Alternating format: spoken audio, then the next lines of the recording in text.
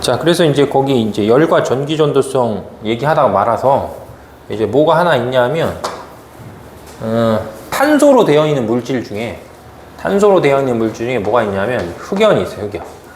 탄소로만 되어 있는 물질 중에. 근데 얘가 이제 탄소로만 되어 있는 물질인데 다이아몬드하고 다르게 뭐 나중에 배우겠지만 공유결합을 3개만 해서 공유결합에 참여하지 않는 전자들이 막 돌아다녀서 전기 전도성이 있어요. 그래서 거기 이제 비금속은 대부분 열과 전기 전도성이 작은데 예외적으로 탄소로 되어 있는 물질 중에 흑연이 또 전기 전도성이 있어요. 이렇게 좀 기억을 하는 거죠. 자, 그 다음에 마지막에 써 있는 이온의 형성이다 라고 표현했을 때 여기 지금 선생님이 빨간색으로 쓴 애들이 금속인데 금속들은 주로 전자를 잘 잃어서 뭐가 잘 되냐면 양이온이 잘 돼요. 양이온.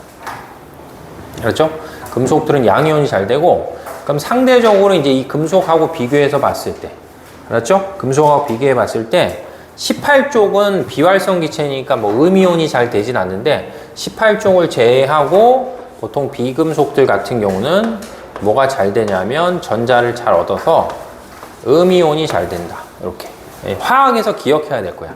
그래서 금속들은 양이온이 되기 쉽고 비금속들은 이제 그 18쪽에 속하는 비활성 기체들을 제외하고는 음이온이 잘 된다. 뭐 이렇게 보시면 돼요. 그리고 그냥 이게 참고로 하는 건데 보통 우리가 이제 이 금속이라고 하는 애들 있잖아. 금속이라고 하는 애들은 열을 가하면 가늘고 길게 뽑던가 아니면 망치로 치면 뭐 한다? 망치로 치면 또 넓게 필 수 있는 성질이 있어. 그래서 거기 마지막에 보시면 금속은 힘을 가해도 부서지지 않고 어떤 성질이 있냐 하면 그냥 추가적으로 봤을 때 가늘고 길게 뽑을 수 있는 연성이란 성질과 그 다음에 넓게 펼 수 있는 전성이란 성질이 이제 금속이 갖고 있는 또 다른 특징이다. 뭐 이렇게 보시면 되겠죠. 되죠? 이제 넘어가세요.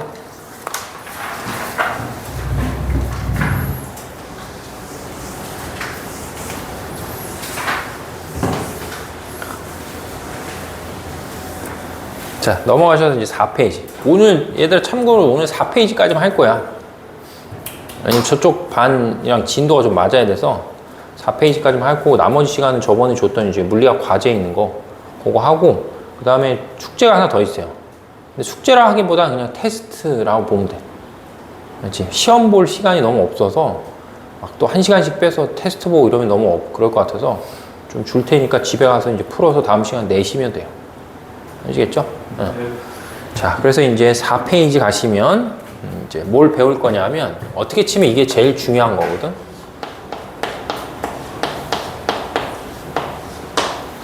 원자에 뭘 하는 거냐면 원자의 전자 배치를 해요. 그러니까 아까 설명할 때 원자는 전기적으로 중성이기 때문에 양성자의 개수만큼 해당하는 뭘 갖고 있다? 전자를 갖고 있는데 그 전자를 배치한다는 건 이제 원자핵 주변에 전자를 뭐 하는 거야? 이렇게 나열을 하는 거야. 그래서 그 나열하는 방법에 대해서 뭐 한다? 배우는 거예요. 그래서 이제 이 방법을 이제 배우려고 하면 그 우리 프린트를 이렇게 보시면 일단 미리 뭐 하냐면 알고 있어야 되는 개념이 몇 개가 있어요. 그렇죠? 미리 이제 이 전자 배치 하려면 미리 알고 있어야 되는 게 이제 첫 번째는 거기 뭐라고 써 있냐면 뭐 이런 게 써 있어요.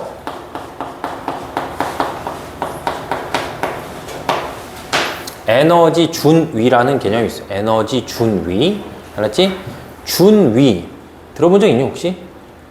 응? 아 있어? 뭐 네 친구 이름이야? 아니요. 그럼 군대. 군대? 아 군대에 준위라는 계급이 있어? 아 그래? 그렇구나. 난 군대를 안 갔다 잘 모르겠어. 군대 안 갔다 오셨어요? 그래서 에너지 준위라는 건 이제 화학에서 뜻이 뭐냐면 준은 기준이야. 알았죠? 그래서 어딘가를 기준으로 정해서 그 기준으로부터의 무슨 에너지라고 생각하면 되냐면 기준으로부터의 위치 에너지 이런 거예요. 알지? 그래서 원자의 전자를 뭐 하는데? 원자가 갖고 있는 전자를 배치하는데 그 전자들을 배치할 때 에너지 준이라는 개념을 써야 돼요, 우리가. 알았지? 그러니까 전자가 원자 핵으로부터 얼마만큼 거리에 떨어져 있는 거거든?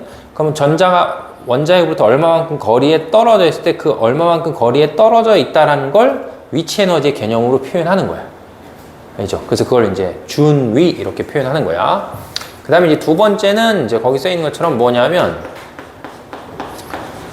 전자 껍질 혹은 전자 궤도라는 게 있어요. 전자 껍질 혹은 전자 궤도. 그래서 껍질이라는 표현을 쓰는 이유는 니네 양파 같은 걸 이렇게 잘라본 적 있지? 양파 같은 거 자르면 양파 이렇게 결이 이렇게 있는 거잖아. 이제 그런 느낌을 좀 주기 위해서 원자가 이렇게 있으면 원자 중심에 가운데 원자 핵이 있고 전자가 어떤 궤도를 따라서 도는 거를 뭐 양파 껍질처럼 생각해서 이제 한 겹 한 겹해서 이제 그런 것들을 갖고 있다 이렇게 표현하는 거지. 그래서 전자 껍질 혹은 전자 궤도라고 해서 이게 전자가 다니는 뭐다? 길이야, 길. 그럼 전자가 다니는 길인데 전자는 전자 껍질 혹은 전자 궤도만 돌아다닐 수 있기 때문에 돌아다닐 수 있는 길이 정해져 있어요 라고 해서 이런 걸 보통 우리가 자, 불연속이다 이렇게 표현해요.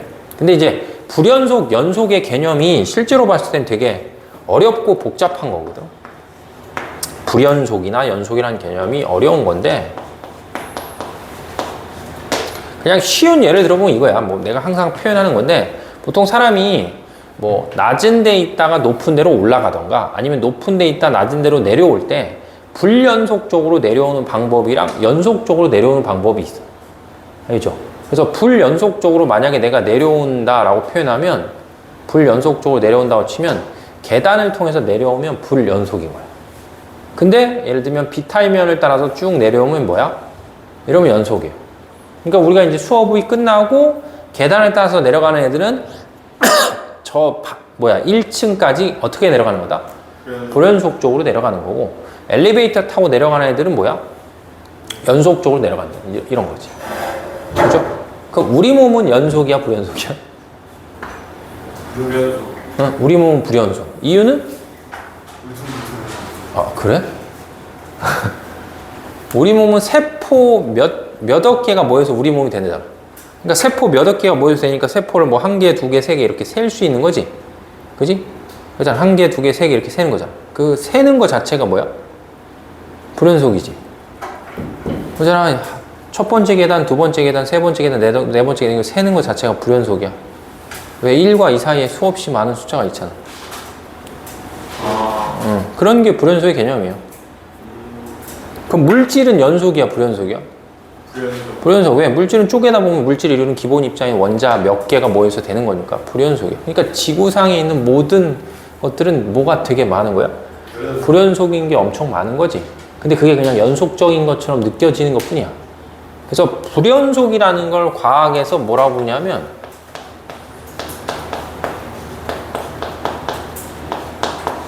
불연속이라는 걸 과학에서 양자화다 이렇게 불러요.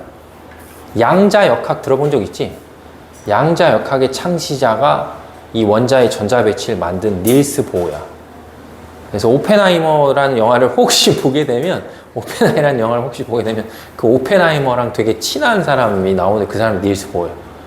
노벨상 받아서 이제 우리가 지금 하는 이런 그 전자 껍질 궤도라는 개념을 최초로 만든 사람이어서 불연속이라는 게 이제 양자화다 이제 이렇게 이제 표현할 수 있어요. 자, 그 다음에 이제 마지막 이런 에너지 준이나 전자 껍질을 니네들이 잘 이해하잖아. 그럼 잘 이해하고 나면 어떤 개념을 머릿속에 마지막으로 넣어야 되냐면 원자과 전자수라는 개념을 딱 머릿속에 넣을 수 있어요. 왜냐면 원자과 전자수가 우리가 이제 다음 시간에 이온 결합, 뭐 공유 결합 이런 것들을 배울 텐데 그런 이온 결합이나 공유 결합을 표현할 때 아주 중요한 전자가 이제 원자과 전자수란 말이에요. 그래서 지금부터 이제 요거를 이제 설명을 해볼게요. 그래서 일단은 첫 번째는 뭐냐면 그 아까 선생님 처음에 설명할 때 원자는 이제 중심에 뭐가 있다? 중심에 이제 원자 핵이 있어 이렇게. 그렇죠? 그럼 이제 원자 핵이 전기적으로 플러스를 띠고 그 주변에 뭐가 있다? 그 주변에 이제 전자가 있는데 전자는 원자 핵 주변에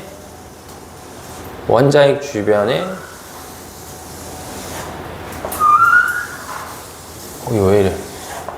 자, 원자핵 주변에 이렇게 돌고 있는 뭐가 있다? 궤도가 있어요. 마치 인공위성이나 달이 지구 중력에 붙들려서 도는 것처럼. 그래서 가운데 원자핵이 전기적으로 플러스를 띄면 전자들이 어떤 정해져 있는 궤도를 따라서 뭐 하고 있냐 하면 자, 운동하고 있다. 이렇게 배워. 언제까지 이렇게 배우냐 하면 고등학교 1학년 때까지. 근데 이제 고등학교 2학년 화학을 배우면 이제 이런 표현을 안 써요. 원자는 어떤 궤도를 따라서 도는 게 아니고 어떤 공간에 확률적으로 분포한다라고 해서 새로운 개념을 배워. 오비탈. 근데 이제 그 고등학교 2학년 때 화학을 배우기 전까지는 그냥 우리는 뭐 하면 돼? 전자는 어떤 정해져 있는 궤도를 따라서 뭐 하고 있다? 정해져 있는 궤도를 따라서 돌고 있다. 이렇게. 알겠죠? 그러면 전자가 어떤 정해져 있는 궤도를 따라서 이렇게 돌고 있기 때문에 아까 표현한 것처럼 전자 껍질, 정해져 있는 궤도를 따라서만 도니까 전자는 원자핵 주변에 어떻게 존재하냐라고 표현하면 불연속적으로 존재해요. 이렇게 표현하면 되겠지. 왜 잘나고 그러는 거야, 자꾸 왜? 그렇게 재미없어? 그러면 예를 들면 어떤 전자가 여길 돌거나 혹은 어떤 전자가 여길 돌거나 어떤 전자가 여길 돌면 이렇게 돌고 있다. 이렇게 돌고 있고 돌고 있으면 얘네들이 뭐다? 특정한 에너지를 다 갖고 있는 거거든. 그럼 특정한 에너지를 갖고 있기 때문에 이 전자가 원자핵으로부터 얼마만큼 떨어져서 특정한 에너지를 갖고 있다는 거 우리는 뭐로 표현하냐면 자, 요걸로 표현해요. 알죠? 에너지 준위라고. 그럼 에너지 준위는 기준으로부터의 위치 에너지를 표현하는 값이니까 뭐가 있어야 돼? 기준이 있어야 돼. 기준. 그래서 고등학교 1학년 통합과학을 배울 때의 기준은 얘 기준이에요. 알았지? 근데 나중에 이제 화원을 배우면 원자핵의 에너지 준위를 정하는 기준은 무한대야. 무한대의 기준을 잡아서 아래쪽으로 내려가는 값을 표시하는 건데 그거는 이제 화원 할 때 하면 되고 지금은 이제 필요 없기 때문에 지금은 그냥 어떻게 하면 되냐면 원자보다 핵을 기준으로 했을 때 얼마만큼 이렇게 떨어져 있냐라는 걸 우리는 표현하기 때문에 기준을 뭘로 잡아서 원자핵으로 잡고 그 원자핵으로부터 얼마만큼 떨어져서 돌 때 이 전자들이 뭐한다? 특정한 에너지 준위를 갖는다 이렇게 생각하면 돼. 왜 나중에 그럼 기준을 달리자고? 왜냐면 지금 니네들이 어떤 에너지 준위라는 표현의 위치 에너지 개념을 배울 때 중3 기준으로 봤을 땐 맨날 이것만 배우거든? 지표면 기준으로 배우잖아. 그럼 지표면 위로 있으면 위치 에너지가 있는 거잖아. 그지? 근데 이제 나중에 물리나 이런 걸 배우면 어떤 점을 기준으로 할 때 그거보다 아래에 있으면 위치 에너지가 마이너스 되는 값을 쓸 수 있거든. 내가 기준 어디 정하에 따라서 위치 에너지 달라지니까. 그래서 저 전자가 무한히 멀리 있다라는 지점을 딱 기준을 잡아서 거기를 몇으로 잡고 0으로 잡고 그거보다 아래쪽에 있으면 전자가 갖고 있는 위치 에너지가 점점 줄어서 마이너스 부호를 붙여서 에너지 값을 표현하는 걸 다룬단 말이야. 근데 지금 그거를 설명하면 논리가 너무 다른 쪽으로 넘어가. 괜히 복잡하기만 해. 그런 것들은 정확하게 이제 보호의 전자 껍질 모형을 제대로 배우고 오비탈을 배웠을 때 하면 돼. 혹시 그런 걸 배우고 싶으면 저 딴 반 가면 돼. 알지? 다른 반들이 그런 거 하는 거야. 물리원, 화학원 하니까. 그런 차이가 있어요. 그래서 우리가 지금 이제 통과를 배우는 거기 때문에 통과를 배울 때 그냥 여기가 뭐야? 여기 원자핵을 기준할 때 전자가 원자핵으로부터 얼마만큼 이렇게 떨어져 있잖아. 그럼 그 떨어져 있는 거를 뭐다? 에너지 준위라고 해서 위치 에너지로 표현하는 거야. 그래서 너네들은 머릿속으로 그냥 이렇게 대충 숫자를 넣으면 돼. 이게 나중에 이제 화원을 배울 때 어차피 써먹을 수 있는 거니까. 그래서 그냥 예를 들면 전자가 여기 돌 때는 100, 여기 돌 때는 400, 여기 돌 때는 900. 그럼 여기 돌 때는 얼마 있는 거야? 느낌상. 1400. 응? 여기 100, 여기 200, 여기 900, 여기 얼마 있어? 느낌이 안 드니? 여기 1600. 그러니까 원자핵으로부터 멀어짐에 따라서 전자가 갖고 있는 에너지가 점점 뭐 하는 거야? 커지는 거야. 그러면 이 정도의 느낌 있잖아, 얘들아. 만약에 여기 물체가 놓여 있는데 이 물체한테 내가 힘을 가해서 이 물체를 들어 올리면 나는 얘한테 물리적으로 할 때 일을 하는 거지. 일을 하면 얘가 에너지가 뭐 하는 거야? 생기는 거잖아. 그치? 무슨 에너지가? 위치 에너지가 늘어나는 거지. 그러면 니네들이 이제 상식적으로 생각해 보는 거야. 만약에 여기 전자가 있었어. 자, 전자가 여기를 이렇게 돌아. 그럼 얘는 이제 에너지를 몇을 갖고 있는 거야? 에너지 100을 갖고 있는 거잖아. 그러면 만약에 처음에 이 전자가 여기 돌 때를 여기를 이렇게 생각해 보는 거야. 여기를 돌 때. 그럼 여기 돌 때 에너지를 얼마 갖고 있다? 100을 갖고 있어. 근데 이 전자가 어디로 가야 돼? 여기로 가야 돼. 그럼 여기로 간다는 건 여기하고 비교할 때 여기는 에너지가 몇이니까? 에너지가 400이니까 그걸 그냥 우리가 시각적으로 할 때 그냥 위치 에너지로 표현하면 어쨌든 불연속이니까 이렇게 해서 여기 얼마다? 400 이렇게 되겠지. 무슨 말인지 알겠어? 그럼 그 다음에 다시 이렇게 표현하면 그 다음 얼마고? 900이고 그 다음에 이렇게 표현하면 뭐 1600이고 뭐 이런 식으로 나타낼 수 있는 거잖아. 되죠? 그러니까 계단 형태처럼 생각해 보는 거야. 왜? 불연속이니까. 오케이? 그러면 만약에 처음에 전자가 여기 있어. 그럼 내가 이 전자를 여기로 이렇게 올려주고 싶어. 이렇게. 알겠죠? 그럼 에너지를 전자한테 뭐 해야 돼? 줘야 되지. 그잖아. 얘한테 일을 해서 얘가 지금 이 전자를 붙들고 있는 인력이 있는데 그걸 이기면서 얘를 잡아 당겨서 여기에 이렇게 올려놔야 될 거 아니야. 그러면 전자가 원자핵 가까운 쪽에 있다가 원자핵에서 이렇게 멀어지잖아. 이렇게. 그러려면 전자가 에너지를 뭐 해야 돼? 전자가 에너지를 뭐 해야 돼? 에너지를 흡수해야 돼? 방출해야 돼? 그치? 어딘가에서 에너지를 흡수해야지만 근데 빅뱅 할 때 이게 매우 필요한 개념이에요. 에너지를 뭐 하는 거야? 어딘가에서 흡수해야지만 여기 있다가 여기로 뭐야? 올라갈 수 있는 거지. 그죠? 그러니까 전자는 에너지를 흡수하면 핵에서 뭐 하는 거야? 핵에서 멀어지는 거야. 그럼 반대로 봤을 때 예를 들면 여기 있던 전자가 있는데 여기 있던 전자가 요렇게 떨어진다고 하면 거꾸로 저 멀리 있다 뭐 하는 거야? 내려오는 거가 이때는 뭐 해야 돼? 그치? 이때는 원래 지금 전자가 900의 에너지 갖고 있는데 여기 올 때는 100만 있어도 되니까 얘가 얼마만큼?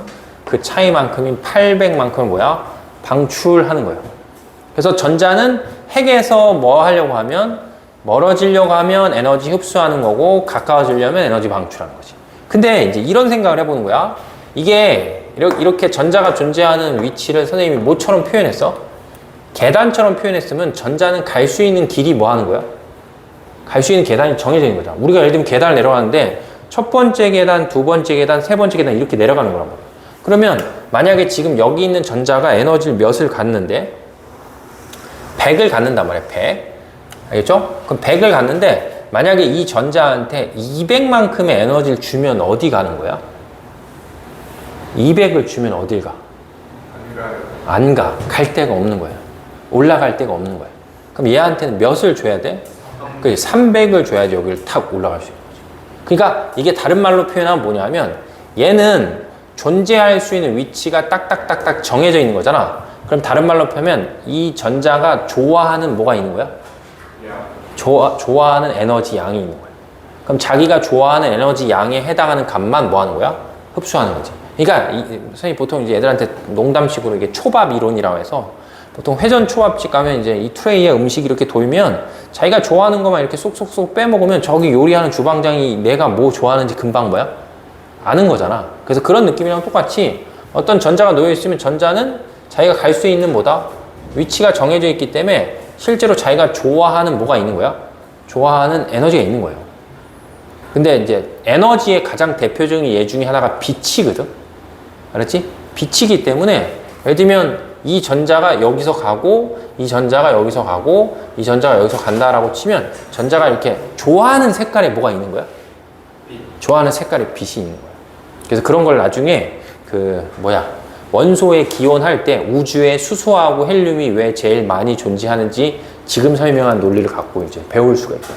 그래서 여기서 이제 기억해야 될 그 첫 번째 뭐냐면 이걸 이렇게 합쳤을 때 전자는 원자핵 주변에 정해져 있는 궤도를 따라서 도는데 그 정해져 있는 궤도를 따라서 돌 때 뭘 갖는다? 특정한 에너지를 뭐 한다? 갖는다. 그게 첫 번째고 그 다음에 두 번째는 전자가 원자핵으로부터 뭐 하는 거야? 멀어질 땐 에너지를 뭐 하고 흡수하고 가까워질 땐 에너지를 뭐 한다? 자, 방출한다. 이런 개념이 있어야 돼요. 알겠죠? 이해되니? 네. 자, 그 다음에 다음으로 해봐야 될 건 이제 뭐냐면 이제 요거 하기 전에 요거 하기 전에 이제 해봐야 될 게, 이 전자가 돌고 있는 이 궤도가 이렇게 있을 때 이걸 전자 껍질이라고 해서 요 제일 앞에부터 시작해서 첫 번째 껍질, 두 번째 껍질, 세 번째 껍질, 네 번째 껍질. 알지? 첫 번째, 두 번째, 세 번째, 네 번째. 자, 이렇게 부르기도 하고, 여기 제일 앞에서부터 시작해서 K 껍질, L 껍질, M 껍질, N 껍질 이렇게 부르기도 해요. 근데 K, L, M, N은 화원에서 쓰는 표현이고, 그냥 통합과학에서는 첫 번째 껍질, 두 번째 껍질, 세 번째 껍질, 네 번째 껍질 이렇게 표현을 해요. 알겠지? 그럼 이제 이 각각에 뭐가 있었을 때 껍질이 이렇게 있는데 이 껍질 안에 전자가 들어갈 수 있는 최대 개수가 정해져 있어요. 그렇죠? 이 전자가 돌 수 있는 이 길이 있는데 이 전자가 돌 수 있는 이 길에 최대한 들어갈 수 있는 개수가 정해져 있는데 어떤 의문을 가지면 안 되냐면 선생님 왜 그만큼 들어가요? 이게 설명이 안 돼, 통과해서. 그래서 그냥 뭐 해야 돼? 그냥 받아들여야 돼. 그래서 언제 배우냐면 화원의 오비탈을 배워야지 그래서 여기 몇 개 들어가 이 개념이 성립하거든. 그래서 지금은 그냥 뭐밖에 안 되냐면 무조건 뭐 한다? 무조건 그냥 맹목적으로 외우셔야 돼요. 알겠지? 그리고 그게 이제 의문이 좀 생기잖아. 의문이나 궁금증이 생기면 찾아보시면 돼요. 아니면 선생님 유튜브 들어오면 이제 써놨어. 오비탈의 전자배치 이용해서 한번 보시면 돼요. 근데 설명을 제대로 들으면 뭐 무슨 말인지 알 텐데 굳이 이제 그걸 여기다 붙여서 설명하면 너무 내용이 산으로 가니까 그냥 고등학교 1학년 통과할 때는 그냥 맹목적으로 외우시는 거예요. 그래서 이 첫 번째 껍질, 두 번째 껍질, 세 번째 껍질, 네 번째 껍질이 이렇게 있을 때 우리가 기억해야 될 건 뭐냐면 첫 번째 껍질엔 전자가 2개 들어갈 수 있어요.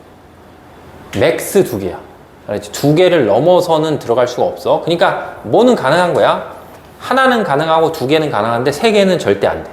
그런 건 없어, 지구상에. 알았죠? 그 다음에 이제 두 번째 껍질이 있는데 두 번째 껍질에 몇 개가 들어갈 수 있냐면 8개가 들어갈 수 있어요. 그렇죠? 그 다음에 이제 세 번째 껍질이 있는데 세 번째 껍질은 원래 정확히 뭐 이론상 18개가 들어갈 수 있는데 그런 걸 우리가 다루는 단원이 아니기 때문에 세 번째 껍질에도 전자가 몇 개 들어갈 수 있냐면 8개 들어갈 수 있어. 알겠죠? 그 다음에 이제 마지막 네 번째 껍질은 전자가 32개가 들어갈 수 있는데 그런 거 우리는 다 필요 없고 네 번째 껍질은 전자가 몇 개냐면 2개까지 들어간 것만 기억하면 돼. 그러면 잘 생각해봐. 첫 번째 껍질에 전자를 2개 채우고 두 번째 껍질에 전자를 8개 채우고 세 번째 껍질에 전자를 8개 채우고 네 번째 껍질에 전자를 2개 채우면 2, 8, 8, 2 하니까 전자가 몇 개 돼? 20개지? 이러면 저기 있는 칼슘의 전자 배치가 돼요. 이게. 알았냐? 그래서 여기서는 왜 그래요? 라는 어떤 그러니까 배우는 거에 있어서 당위성보다는 그냥 지금은 그냥 받아들여서 첫 번째 껍질은 2개, 두 번째 껍질은 8개, 세 번째 껍질은 8개, 네 번째 껍질은 그냥 2개까지 들어가는 것만 우리는 뭐 하는 거야? 이제 기억을 하는 거예요. 아시겠어요? 그래서 각 존자가 도는 뭐가 있을 때 궤도 혹은 껍질이 있으면 그 껍질 안에는 무슨 값을 기억하는 거냐면 여기 써 있는 게 이거야. 맥스라고 해서 최대값이 뭐 한다? 최대값이 정해져 있다 이렇게 생각하시면 돼요. 알겠어요? 최대값이 정해져 있다.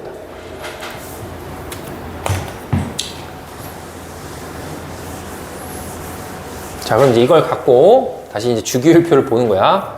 그래서 주기율표를 이제 몇 개를 좀 끄집어내 볼게요. 탄소, 그 다음에 플로린, 그 다음에 나트륨, 그 다음에 염소, 마그네슘도 해보고, 그 다음에 또 뭐도 할까? 칼슘도 해보고. 자, 이렇게 해볼게요. 왜 그래? 자, 그래서 이제 주기율표를 잘 보시면, 이제 먼저 뭘 찾냐 하면, 자, 탄소부터 시작해보는 거야. 탄소를 보면, 탄소는 원자 번호가 몇 번이냐면 6번이에요, 6번. 그럼 원자 번호가 6번이면, 조금 전에 이제 선생님이 설명한 걸 기준으로 보면, 탄소 원자 번호 6번이니까 전자 몇 개 있는 거야? 전자 6개 있잖아. 그럼 전자 6개 있으면, 탄소는 K 껍질에 전자가 몇 개 들어가는 거야? 2개. 그지? 첫 번째 껍질에 전자가 2개 들어가고 그 다음에 두 번째 껍질에 전자가 몇 개 들어간다? 4개가 들어가요. 이렇게 되죠? 이렇게 쓸 수 있다고. 자, 그 다음에 플로우린은 9번이야. 그럼 플로우린은 9번이니까 플로우린은 K 껍질에 전자 몇 개 들어가고? 2개 들어가고. L 껍질은 아까 최대 몇 개 들어갈 수 있다니까? 8개 들어갈 수 있으니까 얘는 9번이니까 여기 몇 개 들어간 거야? 자, 7개 이렇게 들어가는 거죠. 되죠? 자, 그 다음에 나트륨은 11번이기 때문에 전자가 11개 있으니까 K 껍질에 전자가 2개 들어가고 L 껍질에 전자가 8개 들어가고 그 다음에 무슨 껍질이니까? KLMN이거든? 응? 그래서 M 껍질에 전자가 몇 개 들어간다? 자, 하나가 들어가요. 자, 그 다음에 그 옆에 있는 마그네슘은 뭐 얘보다 전자 하나만 더 있으니까 K 껍질에 2개, L 껍질에 8개, M 껍질에 2개. 자, 그 다음에 염소는 17번. 그럼 얘는 K 껍질에 2개, L 껍질에 8개, M 껍질에 몇 개? 7개. 되죠? 네? 자, 그 다음에 칼슘은 마지막으로 20번이니까 아까 해봤듯이 K 껍질에 2개, L 껍질에 8개, M 껍질에 8개, N 껍질에 2개. 이렇게 돼요. 됐어? 자, 그럼 이제 이걸 갖고 자, 이런 생각을 해보는 거야. 자, 먼저 탄소부터 보세요. 탄소 몇 주기 몇 쪽이야? 주기율표 봐봐. 탄소 몇 주기 몇 쪽이야? 아니, 탄소 위치를 찾으라고 이렇게. 탄소 여기 있잖아. 몇 주기 몇 쪽이야? 못 읽겠어? 가로 세로 읽으라고. 2주기 14주기야. 그지? 읽으면 얘는 2주기 14주. 그러니까 어차피 과학은 규칙성을 찾는 학문이기 때문에 한 번만 규칙성을 찾아보는 거예요. 패턴을 보는 거야. 그럼 얘는 몇 주기? 2주기 17조. 그 다음 얘는 3주기 1조. 얘는 3주기 2조. 얘는 3주기 17조. 얘는 4주기 2조. 됐냐? 그럼 뭔가 규칙성이 보이죠? 어떤 규칙성이 있냐면 잘 봐봐. 2주기잖아. 껍질이 2개 있어요. 이런 뜻이야. 네. 그 다음에 몇 족이야? 14족이잖아. 14족이면 족의 1의 자릿수가 몇이야? 4지. 그럼 마지막 껍질에 전자가 4개 있어요. 이렇게. 오케이. 응. 자, 그럼 얘는 몇 주기? 2주기. 그럼 껍질이 몇 개 있고 2개 있고 마지막에 전자가 몇 개 있다? 7개 있어요. 이렇게. 되죠? 그 다음에 얘는 몇 주기? 3주기. 그럼 껍질이 몇 개 있는 거야? 3개 있고 마지막 제일 바깥쪽에 전자가 하나 있어요. 이렇게. 그 다음에 얘도 몇 주기? 3주기. 껍질이 3개 있고 마지막에 전자 2개가 있어요. 이렇게. 자, 그 다음에 얘도 3주기가 껍질이 몇 개 있고 3개 있고 마지막에 전자가 7개 있고 얘는 껍질이 몇 개 있고 4개 있고 마지막에 전자가 이렇게. 그래서 실제로 주기율표가 있잖아. 주기율표에서 원자 번호를 외우는 건 아무 의미가 없어. 원자 번호를 외우는 건 아무 의미가 없고 주기율표상에서 어떤 특정한 원소가 나오면 그 특정한 원소에 뭘 기억하는 게 맞는 거야? 위치야. 위치라는 건 몇 주기 몇 족을 알아야 돼. 왜냐면 몇 주기 몇 족을 알면 알았지? 이렇게 몇 주기 몇 족이라는 걸 알면 거꾸로 해볼게요. 거꾸로. 알았지? 거꾸로 해본다는 건 만약에 인이 있잖아. 인. 그럼 내가 인의 원자 번호를 몰라. 알았지? 원자 번호 모르는데 저기 보면 주기율표상으로 봤을 때 몇 주기에? 3주기에 몇 족이야? 15족이잖아. 그럼 3주기에 15족이니까 3주기. 그러면 이는 껍질이 K 껍질, L 껍질, M 껍질이 있구나. 이렇게 하고 15족이니까 족의 1의 자릿수가 몇이니까? 5잖아. 그러니까 제일 바깥에 전자가 몇 개 있다? 5개 있다 이거거든?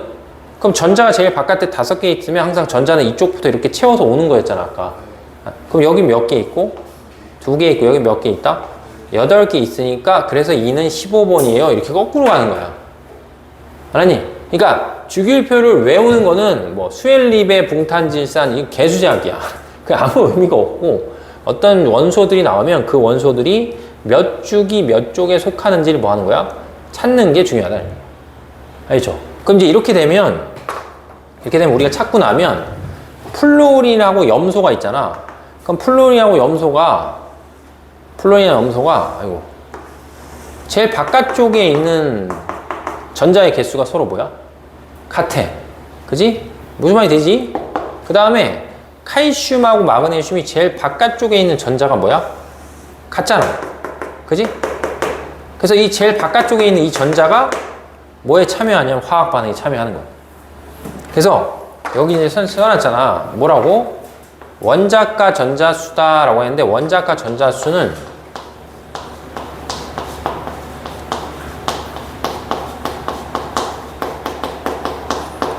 보통 우리가 조개 1의 자릿수를 원자가 전자수라고 불러요.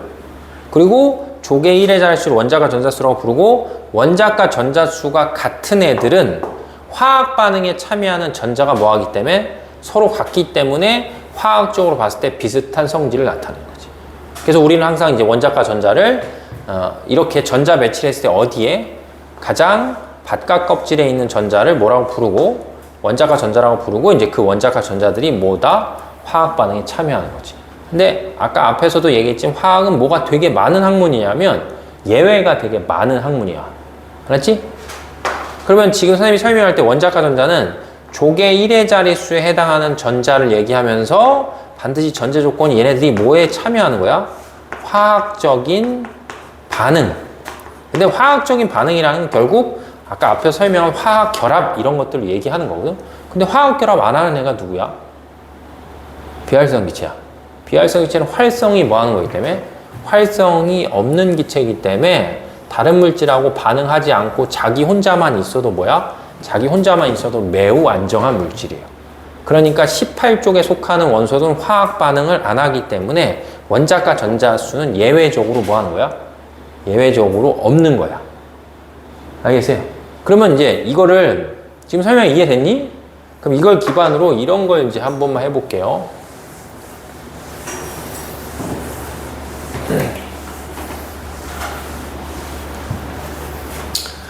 만약에 이제 이게 우리가 다 알고 있는 건데, Na 하고 Cl이 이렇게 있었다고 쳐. NaCl. 맞죠? 그럼 Na하고 Cl이 있으면 Na는 아까 썼던 것처럼 K 껍질에 2개, L 껍질에 8개, M 껍질에 하나 있는 애고, 그 다음에 Cl은 K 껍질에 2개고, L 껍질에 8개고, 그 다음에 N 껍질에 7개 있는 거예요, 이렇게. 근데 이제 이런 애들하고 비교해 봤을 때, 여기 뭐가 있다? 비활성 기체가 있단 말이야. 그럼 비활성 기체인 네온, 그 다음에 비활성 기체인 아르곤을 보시면, 네온은 전자 배치가 K 껍질에 2개고, L 껍질에 8개가 있고, 아르곤은 K 껍질에 2개, L 껍질에 8개, M 껍질에 8개가 있어, 이렇게. 근데 이제 비활성 기체라는 건 활성이 없는 아주 반응성이 작은 기체란 말이야. 그러면 지구상에 존재하는 이런 물질들이 있을 거 아니야. 지구상에 존재하는 물질들이 이제 아까 선생님이 설명했던 이온 결합이나 공유 결합 같은 화학 결합을 하잖아. 하는 거에 주목점을 왜 하겠어? 그 화학 결합을 함으로 인해서 얘네들이 뭐야? 안정화되니까 결합을 하는 거야. 그냥 밑도 끝도 없이 그냥 막 반응하는 거 아니란 말이야. 그러면 니네들이 이렇게 잘 비교해봐, 이렇게. 얘 두 개를 잘 비교해보면, 나트륨은 제일 바깥쪽에 전자가 M 껍질에 하나 있는데, 네온은 바깥쪽이 L 8개로 딱 끝나거든? 그럼 만약에 나트륨이라는 물질이 네온처럼 되고 싶으면 뭐 하면 되는 거야? 그래서 금속은 전자를 잃는 거야. 이 전자를 뭐 하면? 이 전자를 잃어버리면 전자가 갖고 있는 배치가 누구랑 같아져? 네온의 전자 배치랑 같아지니까 안정화가 되는 거죠. 그잖아. 이게 하나가 이렇게 빠지면 네온하고 전자 배치를 똑같이 10개를 갖는 거니까 안정화 된단 말이야. 무슨 말인지 모르겠냐? 네온이 돼요? 아니, 네온이 된다는 건 말이 안 되잖아. 원자핵의 양성자 수가 틀리니까 네온이 된다는 건 아니고, 전자를 갖고 있는 배치가 얘랑 똑같은데. 얘도 2개, 8개 갖고 얘도 2개, 8개 된단 말이야. 그러니까 이걸 잃어버리면 전자 배치가 네온처럼 안정화가 된다. 그러니까 나트륨은 전자를 뭐 하는 거야? 잃어버리는 거야. 그러면 나트륨 옆에 있는 마그네슘 같은 논리하면 몇 개 잃어버리면 돼? 2개. 그럼 그 옆에 있는 알루미늄은? 3개. 그래서 여기 선생님이 빨간색으로 쓴 애들이 1족, 2족, 13족에 있는 애들은 그래서 1 플러스 2 플러스 뭐다? 3 플러스 같은 패턴을 갖는 거예요. 그런 이유 때문에. 전자를 하나 잃어버리고 전자를 2개 잃어버리고 전자를 3개 잃어버림으로 인해서 이런 비활성 기체와 같은 전자 배치를 가져서 안정화가 되는 거지. 그러면 얘네 2개를 비교해보면 염소는 제일 바깥에 7개 있으니까 얘는 아르곤처럼 되고 싶으면 여기에 전자 하나가 뭐야? 전자 하나 들어오면 아르곤과 같은 안정한 전자 배치를 갖는 거지. 그래서 안정한 전자 배치를 갖는 거기 때문에 보통 요 17쪽에 있는 애들은 전자를 하나 뭐 하면 되니까? 얻으면 되니까 F- 그 다음에 O는 2-, 그 다음에 질소는 뭐다? 3- 이런 이제 패턴들을 갖는 거예요. 알지? 전자를 뭐 함으로 해서? 전자를 얻음으로 인해서 뭐 한다? 전자를 얻음으로 해서 이런 비활성 기체와 같은 전자 배치를 갖는 거지. 근데 이제 이런 생각도 한번 해보는 거야. 어떤 생각을 해봤냐면, 만약에 이렇게 수소 입장에서 보는 거야, 수소는 이제 1쪽이니까 전자가 그냥 몇 개밖에 없어? 전자 하나밖에 없잖아. 그럼 얘 전자 하나 있고 얘 전자 이제 하나가 이렇게 있는 거야. 근데 이런 생각하는 거야. 얘네가 전자를 각각 하나씩 갖고 있는데, 만약에 이 전자 하나씩 갖고 있는 걸 같이 소유하면 어떻게 돼? 같이 소유한다는 건 공동으로 얘네들이 이렇게 소유를 하는 거야. 이 전자를 이렇게 공동으로 소유한다. 그러면 누가 돼? H2. 아니, H2. 그러면 이렇게 하면 얘가 공동으로 소유하면 전자를 몇 개 가져? 2개 가는 거잖아. 그러면 누구의 전자 배치가 되는 거야? 헬륨. 무슨 말 하는 거야? 아니, 전자 2개 갖는 애가 저 헬륨이잖아. 헬륨 2번이니까. 그러니까 얘가 수소 원자 2개가 자기가 갖고 있는 전자 하나를 이게 일종의 뭐 수학으로 치면 약간 교집합 느낌처럼 공동으로 뭐 하게 되면 공동으로 이렇게 소유하게 되면 얘도 전자를 2개 갖는 효과고 얘도 전자를 몇 개 갖는 효과야? 2개 갖는 효과이기 때문에 둘 다 똑같이 누구의 전자 배치가 된다? 헬륨의 전자 배치가 될 수 있다고. 그럼 안정화가 되는 거야. 그러니까 이게 무슨 결합인 거야? 공유결합. 이런 게 공유 결합이야. 그러니까 이온 결합을 하건 공유 결합을 하건 화학적으로 결합하는 것의 주 목적은 결합을 통해서 안정한 전자 배치를 갖기 위해서 결합이 진행된다는 거죠. 아시겠죠? 그래서 이제 책에 이제 쭉 보시면 제일 마지막에 이제 전자 배치의 원리다라고 해서 전자는 원자에게 가까운 전자 껍질부터 하나씩 이렇게 채워서 배치하고 각 껍질에 최대로 들어갈 수 있는 게 있고 그 다음에 그 껍질에 들어가는 최대 값을 이렇게 순차적으로 채우고 나면 이제 이렇게 채우는 거예요. 이런 식으로. 알았죠? 이런 식으로 이렇게 채우고 나면 우리가 이런 걸 바닥 상태의 전자 배치에 이렇게 부르는 거지. 알았어요? 그래서 이제 다음 시간에는 우리가 이제 뭘 해야 되냐 하면 이제 주기율표랑 전자 배치를 했기 때문에 다음 시간에 이제 이온 결합, 공유 결합을 한번 쫙 뭐 하는 거야? 정리하면 되겠죠. 알았죠? 그래서 이런 게 이제 화학 결합이구나라고 생각을 하시면 돼요. 됐어. 일단 오늘 요 개념 수업은 요까지 할게요.